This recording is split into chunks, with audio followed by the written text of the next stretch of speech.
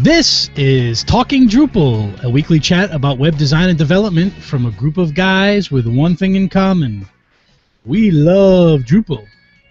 Recorded live on Wednesday afternoons in a Google Hangout. Visit us at talkingdrupal.com. This is episode 59, August 13th, 2014. Planning a camp. This is only part one.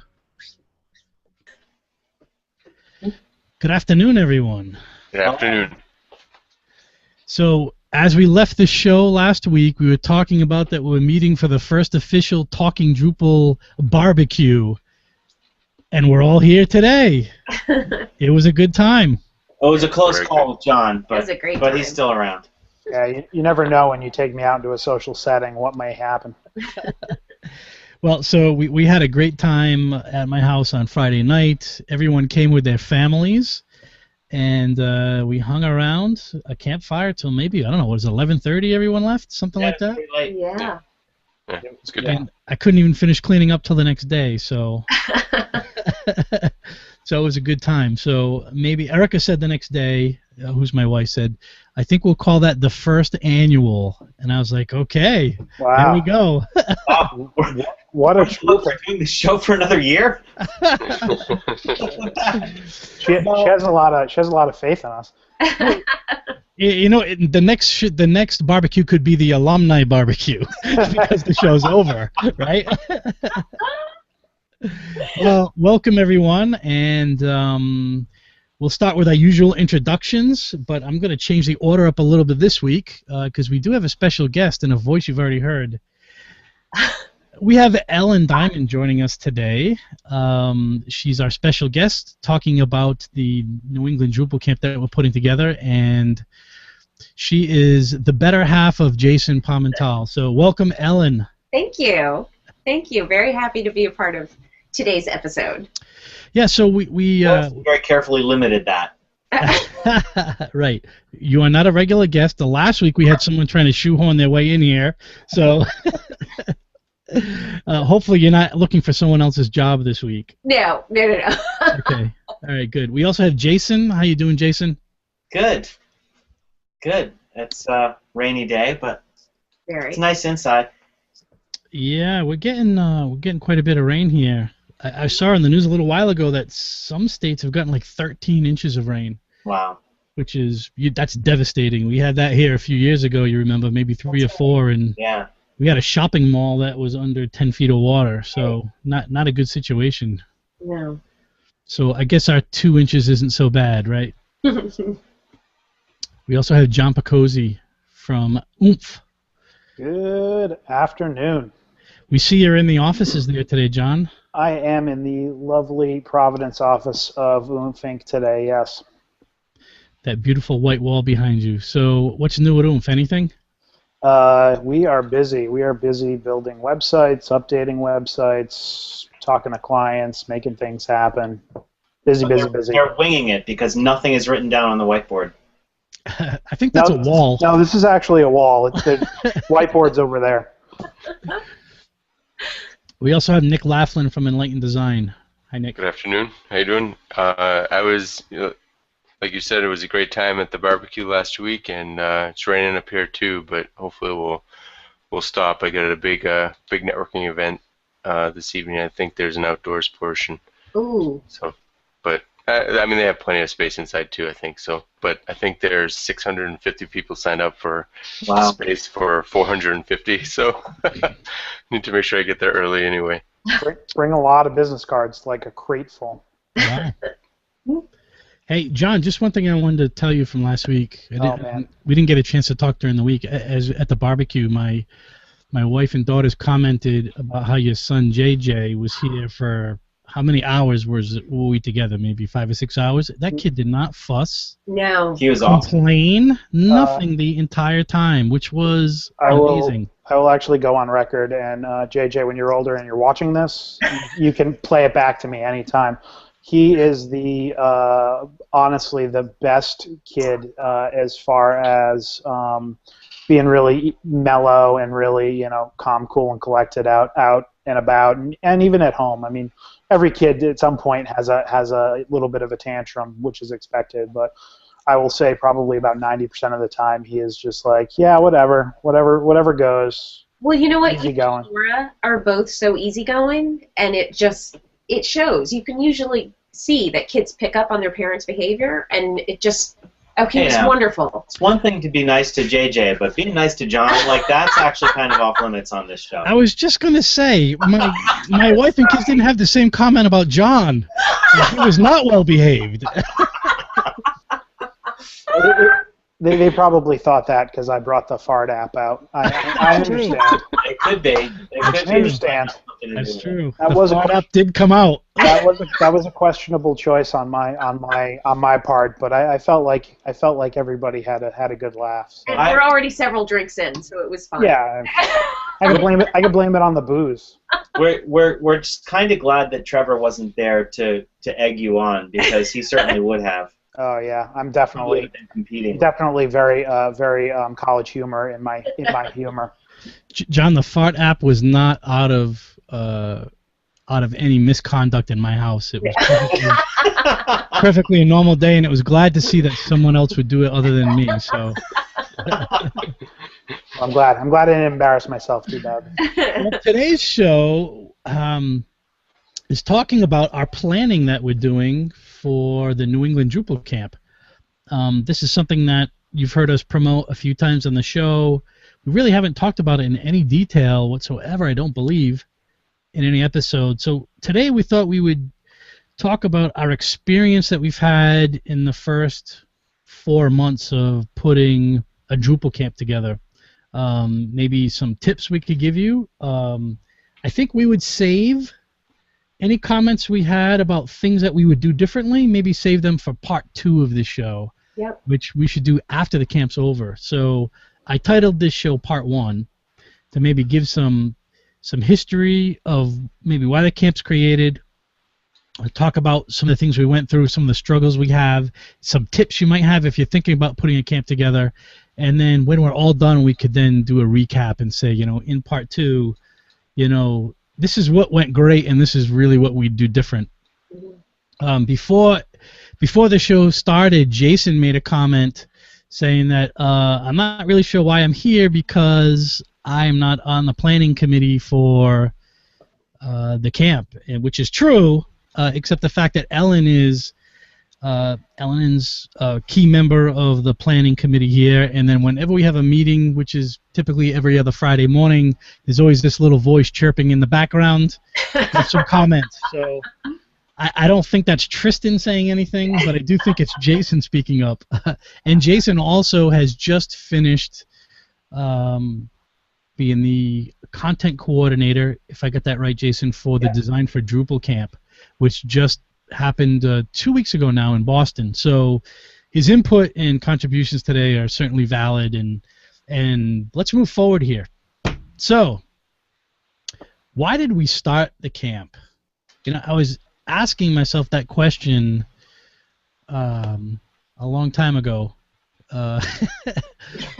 No, a few weeks ago I was wondering why we started this camp, and then it brought it to my attention again this morning when I was putting these notes together. And I really wanted to reach out to you guys and ask you, why did you get involved in starting this camp? How is this important to you? Why did you get involved? Well, I think for me, the first part of the answer is very simple, because you asked me to. So I mean that's part of it. The reason why I agreed to do it though is because DrupalCon is great, but I think the main avenues that people get together to meet and share ideas are the meetups. But meetups are very, very local. They're very hyper local. Usually there's one, maybe two in a state, and there's not too much cross pollination. So the main way for the wider Drupal community to get ideas from wider regions is with camps. That's where you really get to meet great contacts. You find out how other people solve problems. You find out about how to integrate new and up-and-coming web technologies with Drupal, and then what's coming next in Drupal. And I think that that's an extremely valuable part of what a camp does. So I'd definitely be interested in being part of that. That's my answer. I think for me, a lot of Nick's points are also true. I thought it was a great idea. You asked, and I also think that bringing a conference like this to specifically the Rhode Island area is very important. As a born and bred Rhode Islander, I feel like a lot of times conferences like this either happen in Boston or New York, and we kind of miss out, or we're required to travel somewhere else. So I think we're being very inclusive to include everybody in the New England area, which is our hope, that people will come to Providence to share knowledge and information. But I also think it's important for the state of Rhode Island to have something like this going on. So for me, it was a huge surprise, first of all, that I was asked to be a part of it. My experience with Drupal has been pretty insular to date, and so it was a real opportunity for me to expand my own experience with the community, and feel like I'm contributing in some way to the community, but also to work with the three of you. I have been exposed to each of you through Jason primarily, and was intrigued and really liked the idea of being able to work with this great team and to actually have it independent of Jason as well, and strengthen my relationships with each of you as well as with the Drupal community. So an interesting point here is that we have two people that are critical pieces of what we'd call the core coordinators here that are not technical in general. I would say, Ellen, you're more technical than Susan is. Susan really isn't that technical. Yeah. And really aren't Drupal people, but are involved and can contribute at key pieces to the development of this conference. And one thing we didn't sort of explain at the beginning here that we should, as we're starting here, is that Nick, John, Ellen, and I are on a team of a few other people that we'll get to in a minute that are putting this conference together, and it's on November 1st in Providence. Mm-hmm. So it's newdcamp.com, N-E-W-D camp. We'll talk about the name in a few minutes. There's a couple of things that really sparked me to get this moving. One was my company has been doing Drupal for the least amount of time of anyone on this call, and the experiences that I had going to local camps, been to Western Mass Camp, the New Hampshire Drupal Camp, the Connecticut Camp, and being involved in the Drupal monthly PVD meetings, those were the points that I learned the most about Drupal and got interested in what other people were doing. As much research as I do online and that kind of stuff, and looking at experimenting myself, it was going out to these events that really helped me along, and that's really what sparked the interest for me to create a camp in Providence. The other thing is that we did basically three of us here, it was John, Jason, and I, put together a responsive boot camp. The first one was in 2012. It was 2 years already. And that experience of just putting a one-day event together was a lot of fun. So I saw a parallel between putting a camp together and that experience. As much work as that was for a really small group of people to pull that off for a one-day event, and we've done it twice, it was the other reason that I looked at this and said, you know what, if we get a stronger team of people together, spread it out over a longer period of time, then we could actually make this happen. So that's why I was interested in starting the camp. There are other camps in New England, so I'm going to jump off the agenda here a little bit and jump down to something a little lower. Is that we called this the New England Drupal Camp, which is a little bit bold, right? Because there are how many states? I'm going to quiz Nick. How many states in New England? 6. Oh, is it 6? Is that right? Yeah, Maine, New Hampshire, Vermont, Massachusetts, Rhode Island, and Connecticut. Okay. And New York. No, New York's not part of Stop I'm it. just kidding. I'm totally kidding. New York is not part of New England. I am totally kidding. So And half the audience just signed off. yeah. So I guess my point there is that there were camps that were happening in these other states, and when we initially talked about this, if you go back to some of the initial emails, it was a Drupal camp for Providence Drupal camp, and we decided to then call it New England Drupal camp, which like I said, is a bold statement to make, and one of the reasons for that was a step in terms of uniting a geographical area that is relatively small in terms of square mileage. You know, New England isn't that big, and the concept of calling it New England Drupal Camp, which we actually have to give the credit to Danny who came up with that idea, is to call it that. John's rolling his eyes, right? You agree with that, John? No, I was just fixing my glasses. They're sliding down my nose. It's hard to tell when he's drifting into sarcasm and not. It's Yeah. Yeah, I mean, I think, just to clarify, she helped come up with like calling it New England, not necessarily the tagline or the tag. No, not at all. She was asking a question, and one of the things we did early on was we reached out to a number of people and said, hey, we're thinking of doing this. What do you think? Can you give us tips? And her question to us in that phone call was, why is it called? Why don't you call it New England Drupal Camp? Because we need something to unite people, and it's all the reasons that I'm giving now, which was really sparked the conversation.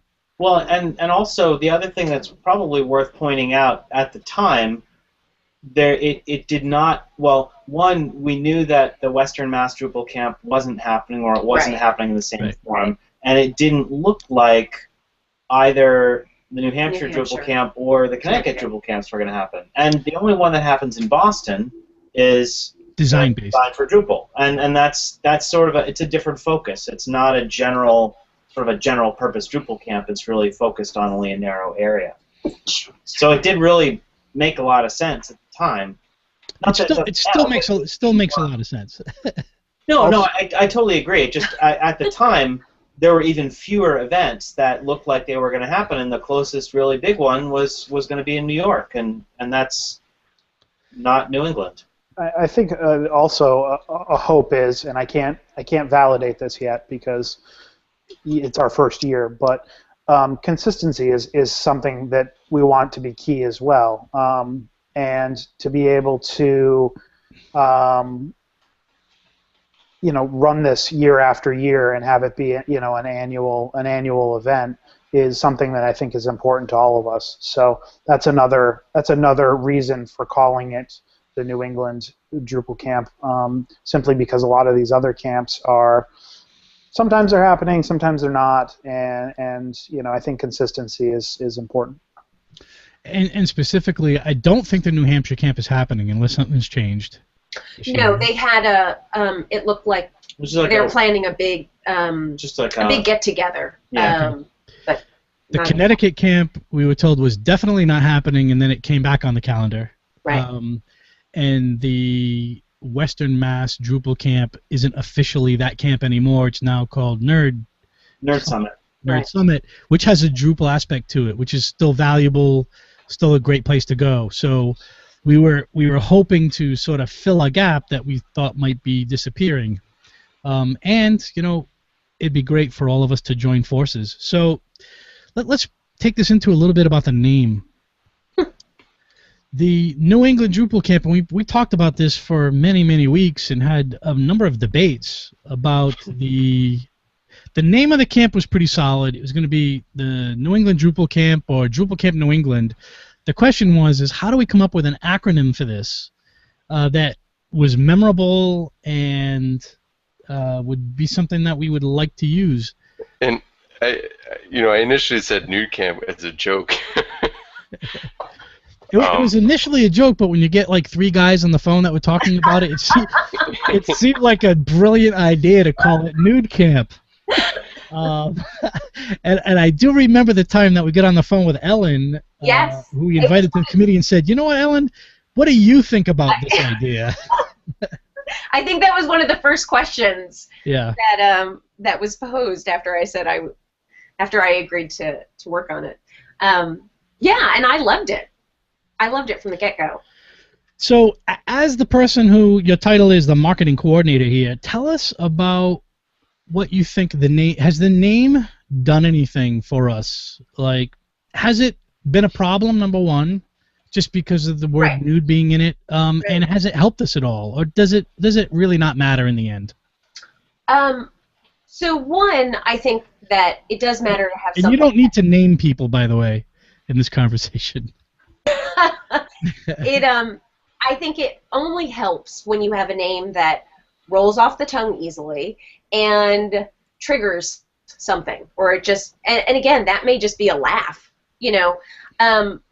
We got attention early on when we rolled out the Twitter feed and started talking about Nude Camp, with a couple of people commenting on the name, the tongue-in-cheek reference, and whether or not there was going to be any nudity involved at our camp.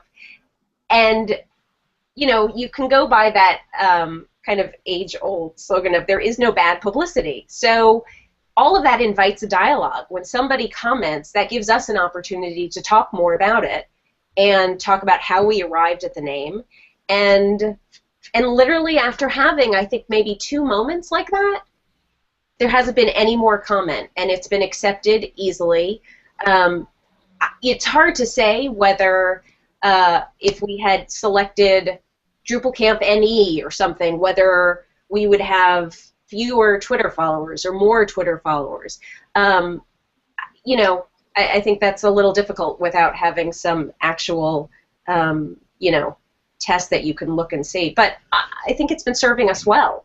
You know, and I think we're very diligent about not playing into that word at all. I would agree. All of the design decisions made for the website and everything we've done in terms of putting this together, we were very clear about we didn't want to play to the nude side of that name. Right. And just let the name sit as it is. Right. And let sit by itself as opposed to us playing that up in any way. Right. Which I think was an important decision to make. Yeah, until somebody discovers that the Drupacon's not wearing pants. I think it's been great. I will say that I have tried, when we're promoting the event, to still throw in New England Drupal Camp as well, to make sure for those first-time followers, for people coming across it, that there's still clear understanding of what Nude Camp stands for. But I think it's been great to use. Yeah, and I think it's still, because even at Design for Drupal, I was speaking to somebody about it, and I mentioned it, and you know, they chuckled and said, "Hey, I love that name," and then somebody behind them heard that was really, because I thought it was, you know, really, you know, it was a bit juvenile. And then they turned around, they had a 5-minute discussion about whether or not they would go and what we should name it otherwise, and they weren't able to come up with a better name. So I think it really serves the purpose of people. There's an initial like, what does that mean, and then actually talking about the event itself, and that it really serves the purpose that we hoped it would. Yeah. And also, just for some additional context, I remember in those earlier conversations, obviously Nude Camp had already been talked about before I came on board, but there was a desire to have something similar to that Bad Camp in the Bay Area or Nice Camp in New York, where it's very easy to say. It can have some additional connotation, but people gravitate to it really easily, and I think that we did that with Nude Camp. And we I think it sort of makes sense that if you put that one out there, then eventually Morton's going to make a T-shirt out of it, and then we got all the publicity in that vein that we want. So let's move on to talking about the general process of setting up a camp and the stuff that we've dealt with over the past 4 months. I've stuck a link in the show notes. I don't know if you guys ever even looked at this document, but Come on, we have it up right here. I could do it. Okay, I put together sort of this outline of how I thought this camp would sort of unfold in 4 phases, right? The initial planning, sponsors and sessions, sessions and attendees, and wrap-ups. And we don't need to go into all of that. But early on, there were some really key things in order to put a camp together that we felt were important, and I think we executed on extremely well. One of those was finding the venue and getting a team together. So one of the first things that happened was we started to reach out to people who've done camps in the past and get their advice. That's like one of the very first things we did, and this was maybe even before we picked the name, right, of Nude Camp. It was to just ask people, and I might be missing somebody here, but I know that the folks from Redfin, PJ and Patrick, spent probably an hour and a half with me on a phone one day. They had done the New Hampshire Drupal camp. They've been involved in Design for Drupal, and they just gave me advice. Hey, do this, do that, and here's what we would do to get started with a camp. It was like extremely helpful. We spent time with Jeannie from Acquia. What's her last name? Jeannie Fink. Sorry, thank you. We spent time with Danny. I don't know what company she works from. I'm so unprepared right now. Sorry. Danny Norton. She actually works for herself. Okay, I thought so. I couldn't remember her company name. So Danny Norton. So we spent actually an hour or two with each of these people just talking to them on the phone. They were super helpful to give us advice and tips about how they were successful in the past. So I would recommend anyone thinking about starting a camp is the first step is to reach out to other people who've done it. And then also look online. Yes. On blogs, there's been some blog posts written about how to get started with a Drupal camp. Definitely. Do some research up front. One of the key things that came out of every single one of these conversations was have a big, reliable team in place up front. And as I've experienced putting other events together that require volunteer time, which is everyone's time here is volunteer, anyone involved, is that it gets difficult to rely on people. Not that people are unreliable, but as projects move on, that things happen in people's lives, and you never know where you're going to end up in terms of organizing an event like this. So it felt to me it was really important to give this project a real big timetable. So the people that committed to it, they weren't stuck spending 20 hours a week for 4 weeks trying to put it together. So what ends up happening is if we stretch out the timetable, then we can get some key people involved, and maybe it takes them an hour or two a week over a period of time, as opposed to the crunch time that just crushes everyone and gets in the way. And I hope that is how we've stuck with this. I don't think it's been a huge burden on anybody so far, but we're sort of halfway, maybe a little more halfway through this project, and I think making this big long time frame has helped us. I know some camps they put a camp together in a month. I don't know really how they do it without really stressing themselves out and having it not go well probably in the end. But so that was one of the key things. Yeah, Steve, I think your point there with the timetable is important, not only for managing stress and getting things together, but also for your venue. I think one of the key topics we're going to talk about is venue, and a lot of times it can be hard to find a place to have a camp that's available. Luckily here in Rhode Island we have a lot of colleges and universities, but even sometimes there it's difficult. You have to manage what they have going on internally, class schedules, and that sort of thing. So having a lot of lead-up time is a great tip, and I think it can help you in more ways than one. Mm-hmm. Yeah, and there was a third thing that was kind of on the do-or-die list. I mean, number one was getting, well, maybe there's no order, but one of them was getting the team in place. Another one was getting the venue, and the third one was really getting a really good keynote speaker. Because especially it being the first year, it was important that we get somebody who's both experienced and is also draw and has something interesting to talk about to the Drupal community. And I think we hit it on all 3 points. And the timeline, I think, was, the timeline's been great. As far as my own workload, there's been a couple crunches, but it's been spaced out well enough that it hasn't impacted, my company hasn't impacted my my desire to be part of the team next year negatively. And by crunch, I mean, the initial launch, I think I had to spend 6 or 8 hours over a 2 or 3 day period getting it ready, and again for the relaunch. But it wasn't 20, 30 hours a week, and just at the end of it, like, I'm done. I can't wait for this to be finished. So the timeline really has made this a process about where we can kind of adjust as we need to, and have time to solve problems as they come up, rather than just scrambling to try to get everything in place. So Nick is making these comments about his crunch time because he's the website coordinator. So, nudecamp.com, when you go there and see an installation of COD, which we're going to get to in a few minutes here, Nick put all that together. So there's periods of time that the coordinators have had more work to do. So there's a big period of time at the beginning that John was taxed with getting a venue, visiting venues, talking to people, trying to get that coordinated. Then there was a period of time that Nick was sort of under the spotlight to get the website underground. The public announcement, Ellen was under the gun there to get some content written for the initial website, to get some emails put together, to get the Twitter stuff going. So everyone has sort of played their role a little bit. And the one last thing I want to touch on having an early lead time, which is really important,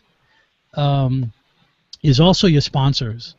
So the people who are paying for the event, the more exposure and attention you can give them for a longer period of time, the more value they're going to get. So having us start early and having sponsors being talked about related to this conference 8 months before it even comes is a much more value for their sponsorship. And it is competitive. As the person going out, one of my roles is to find new sponsors.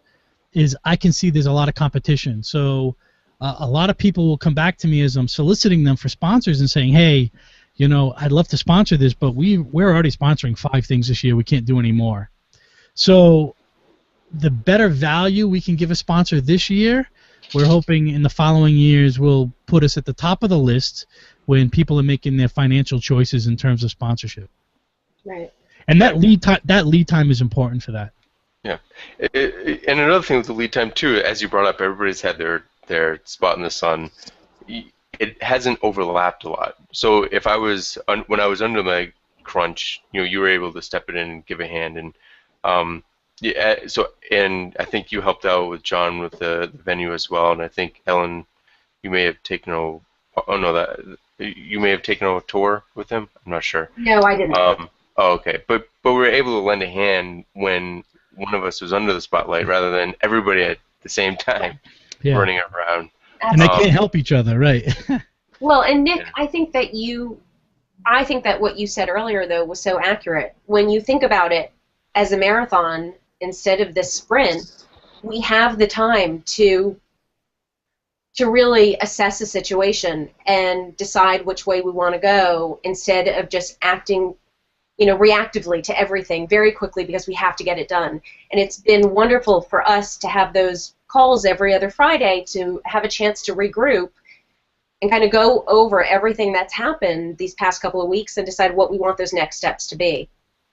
And a key piece to this is that, in the end, our goal is to create an excellent experience for the sponsors and an excellent day for the attendees. Mm-hmm.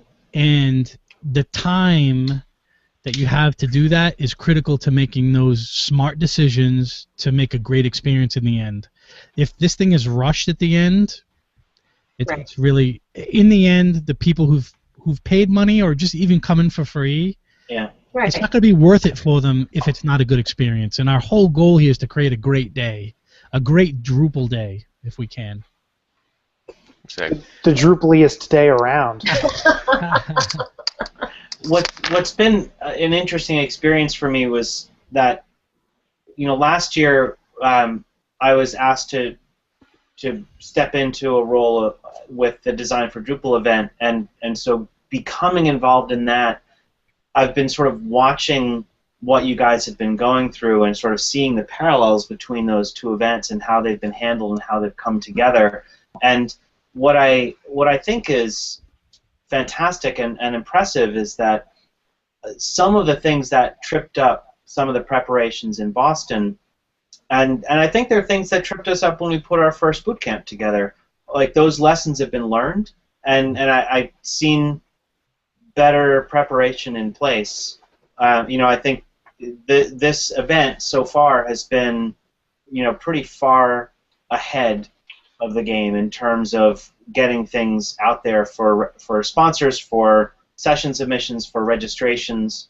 So, I think it's really been set up well for success all the way along.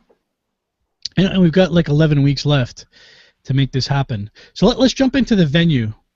John, key items when we selected the venue. We're going to Brown University, and one of the key things with our venue selection was the date, first of all, because we looked at the other events that were happening, and we certainly didn't want to impede on anything else going on in New England.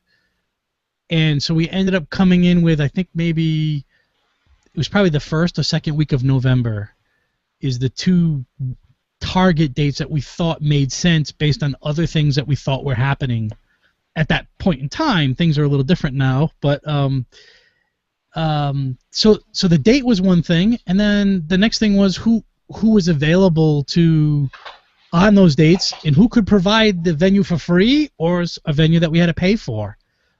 What was some of those things that made us choose Brown University? So, of course, you already talked about some of the factors: date, cost. The other factor is also facility. Who can support the amount of people that we're going to have? Who can support having 4 or 5 breakout sessions? Support lunch, support maybe some sort of after party. So you really have to think about or have a loose idea of what your day is going to look like, what your event is going to look like, and is your venue going to be able to, are they going to be able to support that? Early on, we had an opportunity with another local university that was going to offer, they were offering us space basically for free, and we really were gravitating towards that. The big problem there was the date that we had selected and that we had locked in our keynote speaker for was not available. And this goes back again to starting early. Even starting early, you can still run into some hurdles that you have to overcome. So that was one of our criteria for saying, we can't go with this venue, we have to find another venue. And then Brown came along, and we looked there. One tip for anybody out there that might be planning: make sure you do 1 or even 2 site tours of the location that you're going to be looking at. Don't just reach out to somebody or take somebody at their word, like, oh, I have a great space. Make sure you look at it for yourself. That's definitely very important. So the date was the key factor for us that made us have to switch locations. We also then had a little issue with Brown and their internal planning. Something came up in one of the spaces that we were selecting. But we jumped over that hurdle as well. We worked with Brown. Brown worked with us, and we were able to actually get better space for the conference in a brand new building that they just rehabbed. So, there are a lot of things that can happen with the venue, but get out there, get it early, and make sure you do your due diligence. Go ahead. Sorry. Thought you were done, Jen. Sorry. I was just one last point was, obviously free space is awesome. If you can get space for free and it's going to work That's great. But sometimes you do have to pay for it, and depending on your setup, and we're going to talk a little bit later about working with the Drupal Association. Sometimes you can get discounts as well, depending on your nonprofit status and those sorts of things. So be aware of that. So a couple of the key things I want to bring up with our space selection. One is how many people are you going to have? So our target is between 200 and 250 attendees. Don't know if we can attain that in a first-year event. But what that means in terms of selecting the venue, if you're going to have a keynote speaker, it means that they need to be able to accommodate 250 people in a room and have the facility to make a keynote presentation viable in that space. And then also, can they then have a space available to feed 250 people, or not necessarily feed them, or provide a space for them to eat that is accommodating for that amount of people? So those are the kinds of things you need to think about. Also, so we initially sort of set our target as 200 people. That was a key piece in sort of selecting the venue. Size is definitely a big piece of it. You also want to look at quality of space. Something Steve and I looked at while we were looking at spaces was, okay, people are going to have laptops. People are going to need a place to sit. They're going to need maybe a little bit of a tabletop. Maybe they're going to need a power plug. Does this space offer all of those things?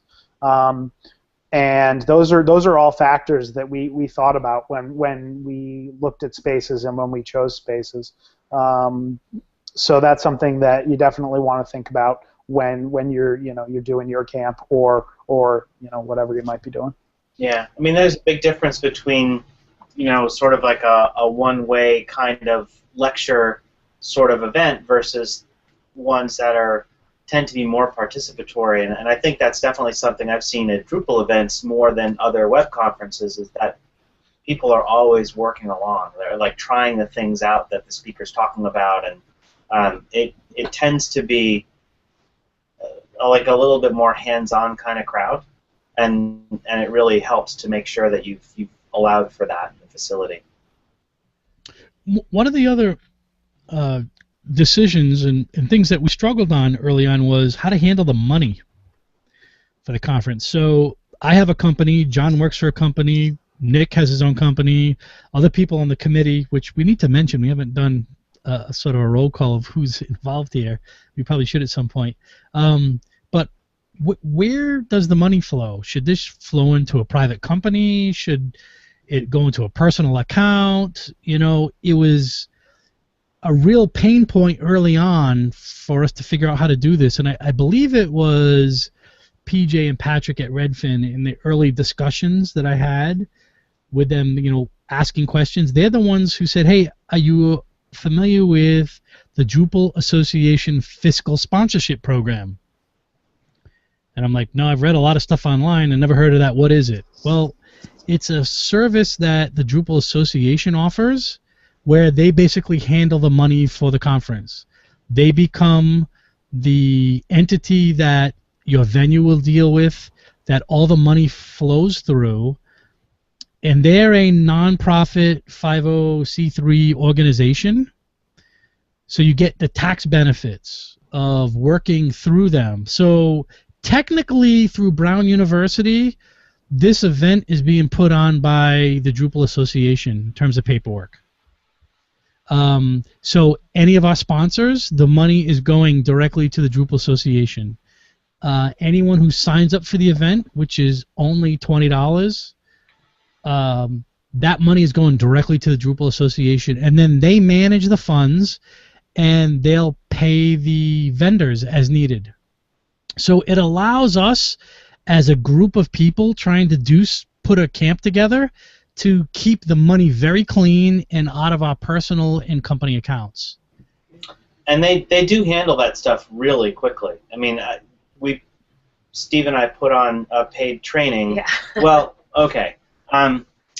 Speaking as a vendor for Design for Drupal, we put on a paid training and put in an invoice and received our portion of that within a week to a week and a half. It actually just came in.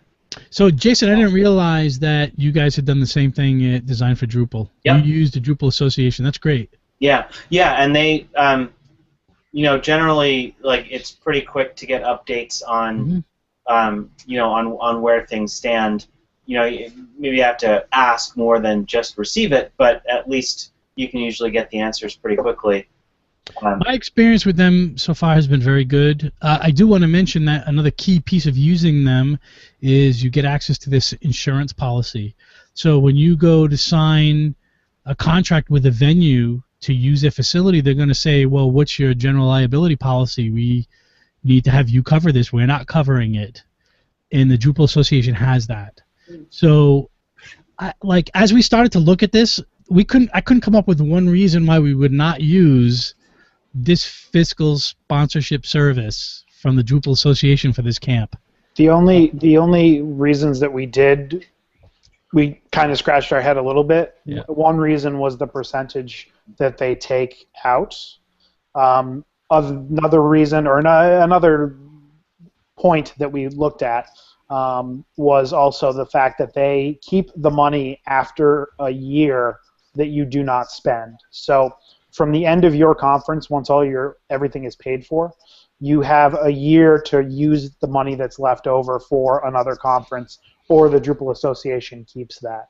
And I think at the end of the day, after we really thought about it, the percentage was low enough where it made sense for us to do it, and the fact that we are going to do another event, but if we didn't, the Drupal Association would hold on to the money.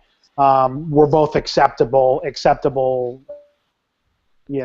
things to happen for us. So, and when you think about it, in the end, right, this conference is about supporting Drupal, and having 10% of the income coming in to go to the Drupal Association is supporting Drupal. I mean, we are supporting Drupal by having the camp go through them, and it makes perfect sense to have any funds that you don't use. Where are they going to go? They shouldn't go in my pocket. They shouldn't go in Jason's pocket. It should go to the organization at all. So it's hard to swallow the 10% initially, but when you start to put it in context of what the camp is about and what this whole thing is about, it's a perfect scenario. You also remember that 3% of that would have gone to credit. So I mean, there's the things that are provided, in order to process registrations and all that. Well, actually, Jason, we are still paying the percentage on the credit card. Oh, never mind. That's on top of the 10%, but which is okay. Well, I mean, there are a couple of other things though to keep in mind. One, it's a percentage, so it's based off of attendance and sponsorships. It's not like that's an extra added cost that you have to cover. I mean, you have to factor it in when you're factoring in the cost of the cost of the conference, but it's not like they charge you $2,000 flat fee and you have to raise that. Right. So you can't end up in the hole from that specifically. The second thing is there's a lot to setting up a nonprofit, which you would want to do anyway, and maintaining the nonprofit, and then the fiscal responsibility, and then on top of that, your tax IDs, that kind of getting sponsorships from around the world. I mean, it really, really, really. In reality, Nick, you're actually right, because just us being able to use the Drupal Association's nonprofit status is saving us sales tax in the state of Rhode Island. Yeah, 7% in Rhode Island, right? 70%, right? Isn't it? Yeah, it's 7%, but then there's also a couple of percentages on top of that, I think. For the restaurant, I think we're getting hit with hospitality taxes and for some other stuff. So we're actually saving all of that money because of the Drupal Association. So yeah, we got to give them a little bit, but we're also getting quite a bit from them. Yeah, so. And insurance is the mess. Just the fact that we're covered. I mean, it's well worth it, on top of the fact that we're contributing back to Drupal, like you said, Stephen. I mean, you think about the calendar of Drupal events in the U.S. I mean, there are hundreds of them that go on every year, and if every one of them was going and setting up nonprofit status and all of those things and getting insurance and all that, I mean, think about the amount of money that would be diverted from supporting Drupal learning and education. into all this stuff, it's amazing what kind of a savings this offers everyone. So it would be remiss of me not to give a quick shout out to Chris and Leslie at the Drupal Association for my non-stop emails asking them questions over the past month. So I appreciate their support in terms of giving me answers to all my questions. And the biggest question lately is, has the money come in yet? So let's move on. So the team. Who's the team? Yeah, let's talk about the team. So one thing that we tried to set up early on was, what are the key functions of this organization, and in putting this camp together. And let's just get one person to coordinate it. Doesn't mean they have to do all that work. They just have to be responsible for it. And in many cases, we found other people to help them out. Certainly in the website side, Nick was responsible for the website, and he had other people contributing. So it's really having a key coordinator in each one of those roles. So the roles here were, let's see, I've closed my notes by mistake here. Okay, I can go through the list. So John was in charge of venue and logistics. Yep. I was in charge of the website, as Stephen just mentioned. Ellen was spearheading the marketing. Susan is and will be in charge of sessions, so coordinating with speakers. Stephen's main is general organization and sponsorship. Then we on the website kind of sub coordinators. The initial theme was put together by Kathy Beck, and then Matt Dutra actually did the design direction, messaging, and provided mock-ups and art. And then when we had the relaunch, Tim, I don't know Tim's last name. Tim Dickens. Tim Dickens converted all those to a fully responsive theme. So what's interesting here is that the team, if you're going to put a camp together, make it as big as you can, and just don't assume that you can do everything. Reach out to get help from people. There's probably 4 or 5 people that worked on getting the website up. Not that Nick couldn't do it. It was just a huge task. Yeah. Get everything needed for the website. There's the design pieces, the content pieces, we all know this is a Drupal website. Drupal podcast, so we know what that takes, but there's a lot of work involved with it. If I had been doing the design, it probably would have been a red Bartik theme with the DrupalCon photo that was sent to us on Twitter. The other thing to keep in mind about team, and Steve mentioned this at the beginning of the podcast a little bit, I just wanted to reiterate, is that not everybody has to be technical. A lot of the stuff that we have to do for the camp is non-technical stuff. Susan's not a Drupal developer. She's handling session submissions, organizing those and reading through them to make sure that everything's filled out and that they're topic appropriate, or in the right category, I should say. I even had my wife read the contract for our venue because that's her area of expertise. Mm-hmm. So having people on your team that aren't necessarily Drupal pros is totally fine and necessary, because you're going to need people's skills outside of the Drupalverse. I would also say that sometimes they provide a fresh set of eyes that aren't already so deeply mired into kind of the Drupal world. Yeah, that's important to get the perspective from outside, which is a key thing, Ellen, that you've brought to this group here, outside of the marketing, which I want to talk about next, is a fresh set of eyes into, you don't know what so John and Nick and I have been to a number of Drupal camps, so we have this expectation in our head, and then many times you will ask questions because you don't know what a camp is even like because you haven't been to one. Right. I don't know why you didn't go to your husband's last week, but we don't need to talk about that today. Because I'm at conferences like every other week, and she's following me around. Okay. So having a fresh perspective in terms of asking questions of why are you doing that is really helpful. Right. Well, and I mean, that's sort of like an in general thing, but then also a wider web world thing too. I mean, that was one of the things that I think was so successful about Boston, was that some of us were involved in a lot of non-Drupal web conferences, and kind of bringing in some ideas that, you know, like what's normal at a Drupal camp versus what's normal like at another kind of web conference. And right. I mean, like there's different levels of that, and I think they're all really, really helpful. And it's a conversation we had last Friday in our last meeting, which is, you know, does this need to be the same as every other Drupal camp, and what's different about it? Right. Well, we don't actually need to be the same model as what everyone has seen in New Hampshire and Connecticut and Western Mass over the last 5 years. Could this be something a little different? Could it be structured different? Could it look different? And what does it mean to be a Drupal camp? Boy, that's all up for debate, and we've been having those debates to just try to create a day event that's been fantastic, or will be fantastic. Let's talk about marketing a little bit, because I do think it's a really important part of putting a camp together, and it's, I think, really one of the more successful things that we've done on this camp so far, is that we're way ahead of the curve, and that's the Drupal camp curve I'm talking about, in terms of marketing and promoting this event. Right. I never saw Pinterest used like we're using Pinterest.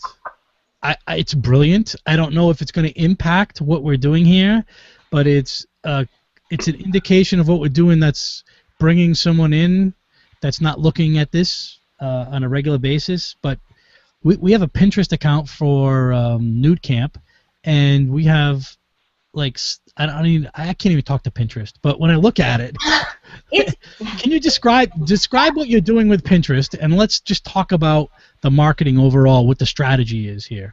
So before even going into Pinterest, the one thing I will say is, as somebody who had not attended a Drupal camp, it's very easy for me to not presuppose what our audience is. So it becomes much more wider, and I think there could be somebody attending Drupal camp that would have a similar interest to myself, that would be using Pinterest.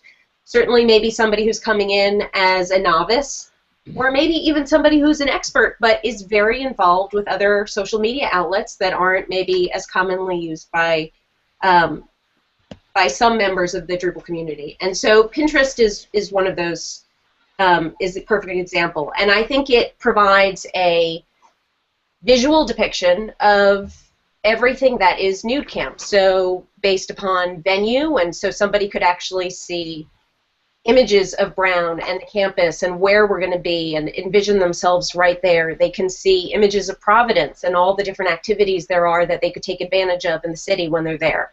Restaurants and dining and ultimately our sponsors sessions and speakers. The Nude Camp team, they can see, you know, visuals of the Nude Camp team. So I think it's an immersive place that somebody could go and get a very quick snapshot of everything that is Nude Camp. And I think it's great, and I think a lot of people respond better to those visual aspects. Our sponsors are promoted on Pinterest. You know, hopefully we'll have all of our speakers. Some of our Nude Camp haikus are included on Pinterest. I was just looking at those. So Ellen, I'm gonna say we because you're the driving force here. We've been very active on social media in terms of promoting the event, promoting aspects of where we are in the process, and promoting the conference.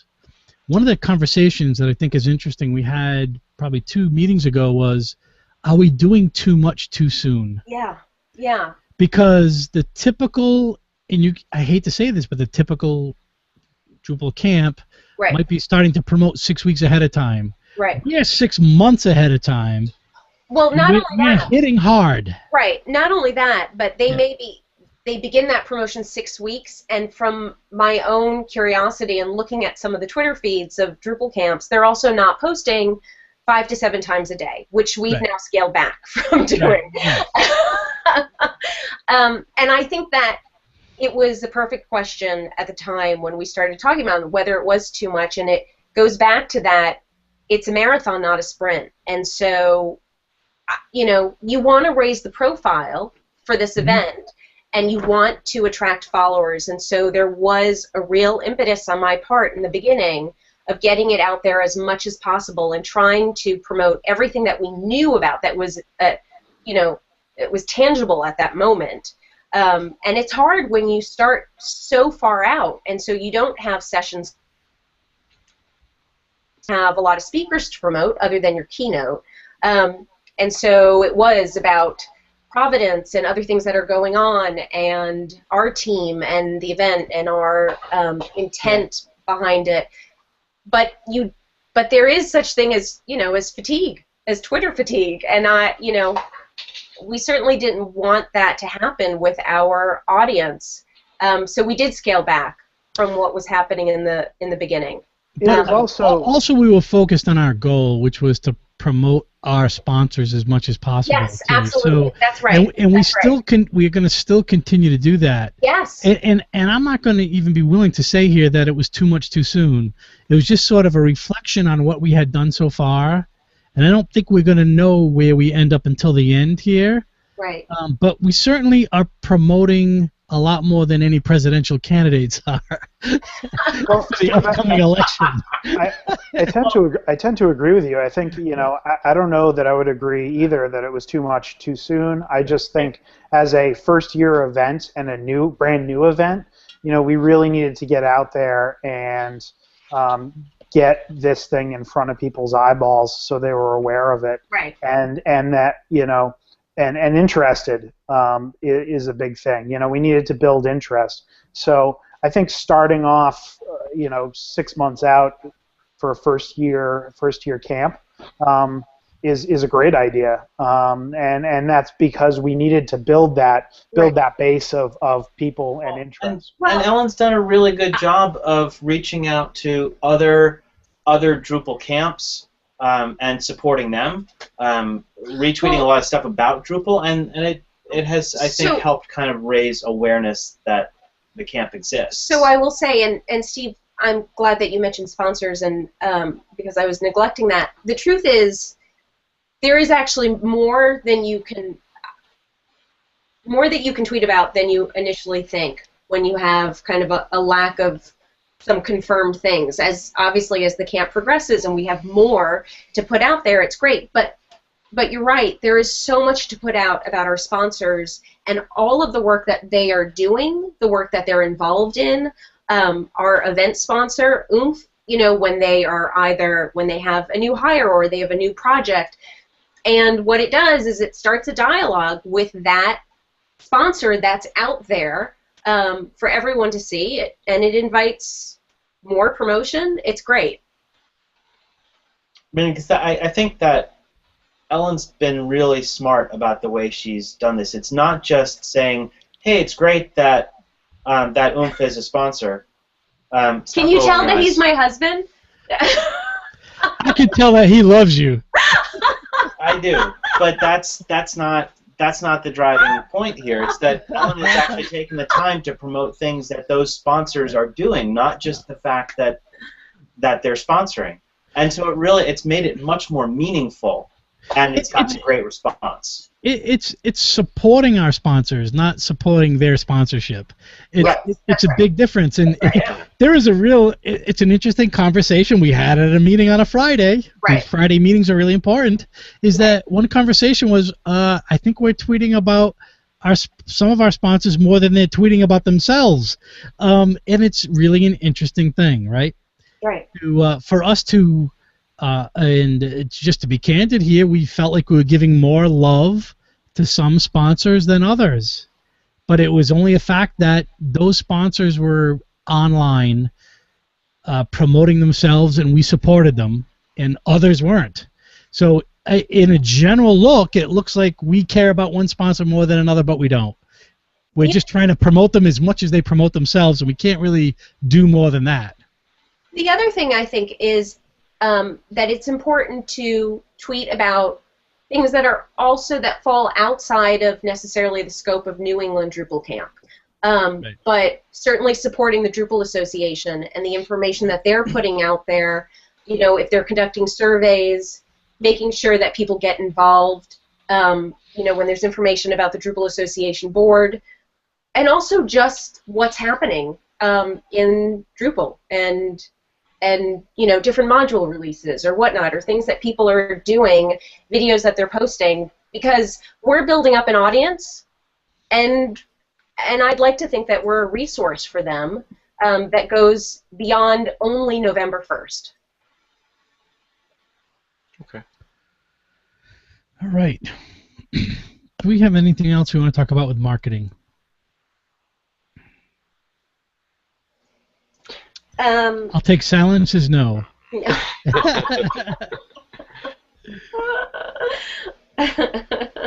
Ellen, you sound like you want to say something. No? No. Okay. So where we are right now is we're sort of in our last 11 weeks of this conference, and our challenges ahead of us as a partial team on this call right now is we need to solidify the sessions and get attendance and continue with the getting sponsors in. We need a silver sponsor. So if somebody's listening, is interested, yeah, thank you. We do. We need a silver sponsor. Actually, we need 6 silver sponsors, but be the first. I think that would, you know, that's definitely something that we're looking for. My love is being reserved for our silver sponsors. Yes. And yeah, I'm gonna have to look into posting some stuff on Pinterest, because that's actually pretty interesting how it's being utilized. I mean, I looked at it earlier, but took another look today. It's pretty cool. So are there any tips that we can give somebody that might be thinking about starting a camp that we haven't talked about in the other areas? One that comes to mind, and Steve's mentioned the weekly or bi-weekly meetings that we have, and I think, you know, from a planning standpoint, those have been really, really, really, really important, both as status updates, but also to keep us on track and keep us going. Is there anything like that anybody else can think about? Well, I think that diversity of feedback. I mean, I think that's I think it's really important to keep the team from being like really focused on one aspect of Drupal, because like Drupal, the Drupal community encompasses a whole lot. It's marketing people, it's social media, it's designers, it's developers. Getting those voices involved in the planning of the camp help make sure that the camp itself will be relevant to and interesting to people involved in all aspects of Drupal as well. I think it really does make a difference. I would also just add, and I know, Steve, you touched upon this, but there's a wealth of information online that is so easily accessible, and all you have to do is just start searching for it, rather than feel like you're recreating the wheel with your endeavor. There are people that have gone before and have provided so many details, so many blog posts. I know that there was the Drupal Corn, I think the one in, where is that? Is that in Iowa? There was a lot of information about marketing, actually, that I had taken from that blog post, and as well as obviously the Drupal Association and Acquia have information about camps and planning. And other websites, and looking at other Drupal camp websites. You know, whether it comes to sponsorship. I remember once when we were going over what sponsor levels we were going to offer, and how many we wanted, how many available sponsors we wanted to have at each level. It was really helpful to look at other Drupal camps and have a sense of what they were offering, even, you know, by what they were actually calling the different sponsorship levels.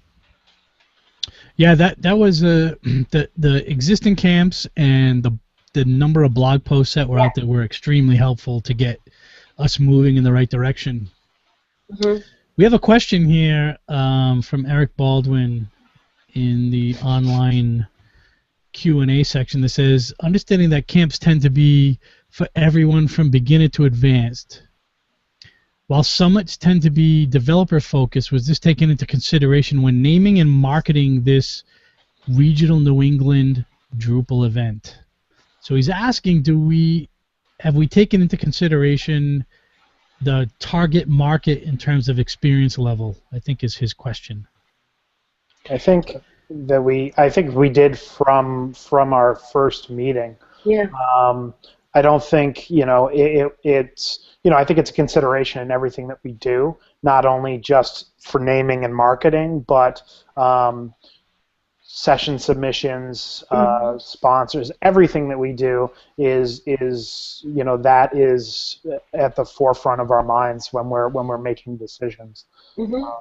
So Eric, in terms of the next steps of our conference, I think we're at the most challenging point is that we're getting session submissions coming in, and we want to tailor an event that meets the expectations of the people that are coming, and those are going to be people who are new and people who are experienced.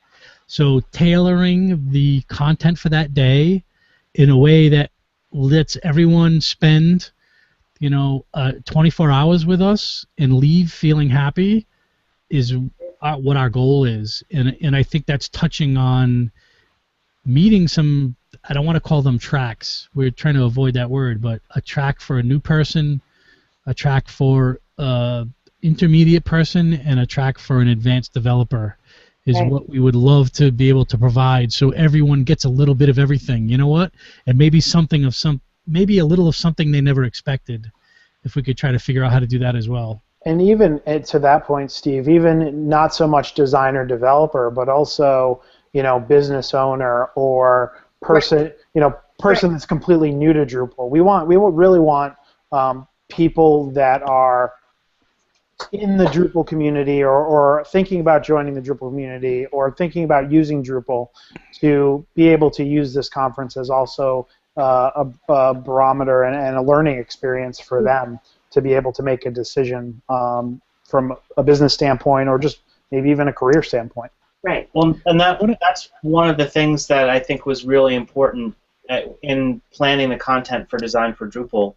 I mean, the nice thing was that we had a slightly narrower focus, and that was intentional. I mean, as a camp that was really just focused on that one aspect of it. But we added a day just for business owners, and then having those like simultaneous time slots helps you kind of shape that so that like at any given hour of the day, making sure that you have something that can hit those levels of experience, but also areas of interest, people who are more interested in design or more interested in business or more interested in development.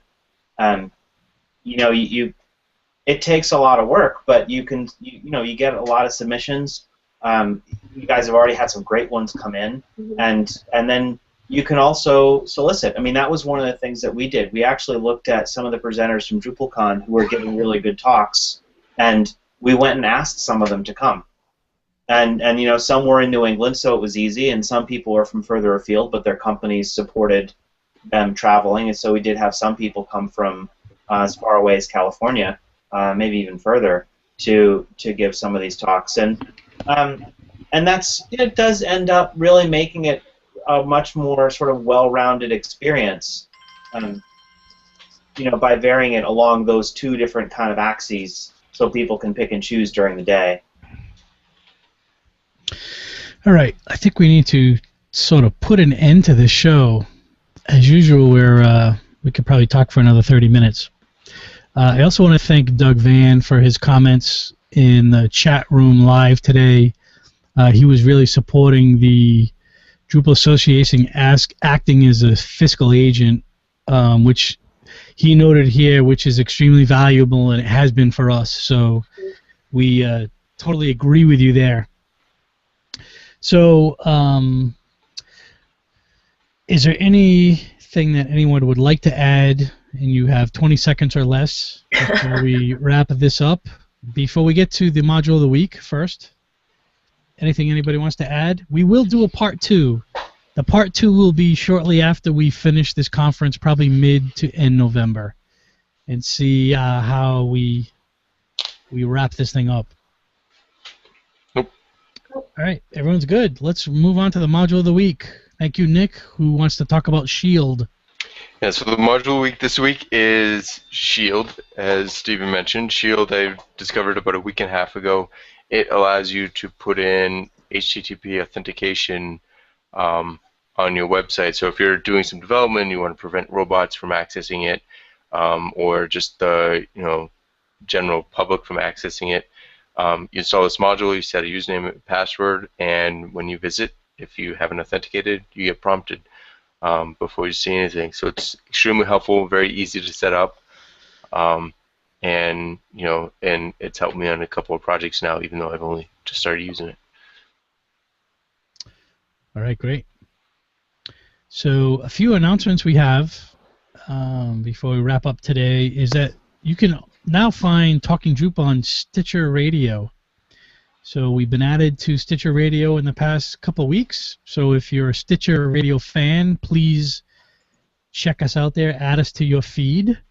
We also wanted to remind everyone that iTunes is a place that you could thank us for this content by giving us some ratings there. I think it helps us in some way. I'm not clear what it is, but if you like the show, go out there and tell everyone you like the show.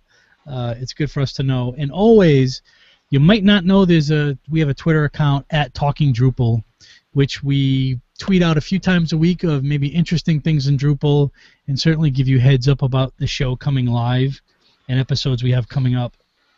You could also feel free to send questions to us that we'd love to answer on the show at talkingdrupal@gmail.com. So those are all the ways you could hit us up. And you know what? The other thing, there's one more thing I want to mention, is that many of you might be listening to us on iTunes and actually not know that we record this in a Google Hangout, although you should because I always say it. But you can watch the shows if you want to see us on YouTube. If you just go to YouTube and type in Talking Drupal, you'll see every episode there, and you could see Ellen's shining face today in this episode. Thanks for that, Steve. All right, Jason, thank you for joining us again this week. Do you have anything you'd like to tell us about, places you are, and where can people find you online? You can find me at J Pomentel pretty much everywhere. You can find me around Turner Reservoir in the morning with Tristan. You can find me in Minneapolis at the end of the month giving a workshop on responsive typography. And I would just like to claim 1,102 copy edits to my book done this week. It is actually moving along into production and inching its way closer to a real physical object. So I was pretty excited about that. That book must have been a mess. To my wife's delight, there was probably 700 plus of those edits were commas. He's comophobic, so. Okay. I think I'm the opposite. Funny, I was thinking it was because he had to convert it from crayon to pencil. No, they actually digitized the crayon quite nicely, thank you. And since we are at your camera, Jason, Ellen, is there any place you would like to tell people to follow you online? They can follow me at Ellen Diamond on Twitter, Ellen Diamond on Pinterest, and also certainly the voice of Nude Camp at Nude Camp on Twitter. Thank you for joining us today. Thank you. I'd actually like Ellen to check back in next week to see if anybody that's watching actually follows her on Pinterest. I'm just curious. Just curious. You may be surprised, John. I'll let you know. I may be. So, John, tell us where people can find you online. Well, tonight you can actually find me at Drupal PVD in Providence, Rhode Island. It's the local Drupal meetup. We're going to be doing our mentoring mixer. So you got a problem, come on by. We'll try to fix it. You fix Drupal on a daily basis and want to help some people out, come on by. We'll have free beer and promise a good time. As far as Time and place. very, very good. It is Only because I need to get there. It's gonna start off.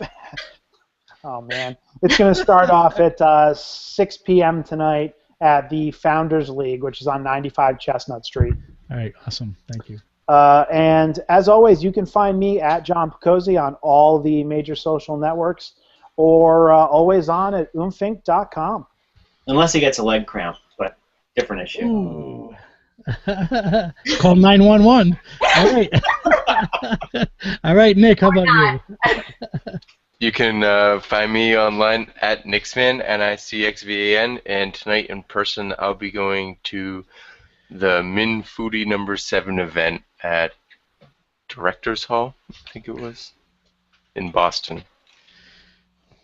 All right, great. And you can find me at Stephen Cross with a PH or parallaxinfotech.com, and we will see everyone next week. See a few of you tonight, and we'll talk next week. And our topic next week, which we know ahead of time, which is unusual, is translation, translated websites. Multilingual. Multilingual. There you Multilingual go. Drupal. Better way to say it. Or if you're like a really hip one, you can say I-18N. Oh, okay, there you go.